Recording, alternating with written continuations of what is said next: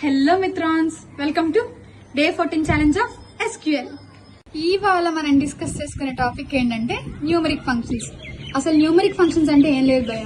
Numeric functions అంటే ఏంటంటే నువ్వు తీసుకున్న న్యూమరిక్ డేటా టైప్స్ ని మ్యాథమెటికల్ ఆపరేటర్స్ తో పర్ఫార్మ్ చేస్తే మనం దాన్ని న్యూమరిక్ ఆపరేటర్స్ అని అంటాం. న్యూమరిక్ ఫంక్షన్స్ లో మనకి డేటా టైప్స్ ఉంటాయి భయ.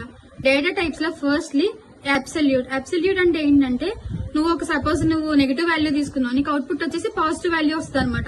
నెక్స్ట్ వచ్చేసి మోడ్ అనేది ఏం చేస్తుంది అంటే నీకు రిమైండర్ వాల్యూని రిటర్న్ చేస్తుంది అనమాట. నెక్స్ట్ వచ్చేసి సీల్ సీల్ ని మనం సీలింగ్ అని కూడా అంటాం అనమాట.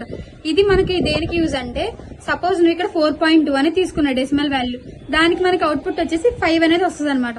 నెక్స్ట్ వచ్చేసి ఫ్లోర్ అనేది ఏం చేస్తామంటే దీనికి ఎగ్జాంపుల్ చూసి తీసుకుందాం.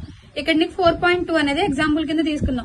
నీకు ఇక్కడ అవుట్పుట్ వచ్చేసి నీకు 4 అనేది వస్తుంది అనమాట. అంటే నీకు సీల్ కి ఆపోజిట్ నీకు ఫ్లోర్ అనేది. నెక్స్ట్ వచ్చేసి పవర్ అంటే మనకు తెలిసిందే, పవర్ వాల్యూస్ తీసుకుంటాం. అంటే 2, 3 అని తీసుకున్నాం. అక్కడ నీకు 2 క్యూబ్ అంటే ఏంటి 8.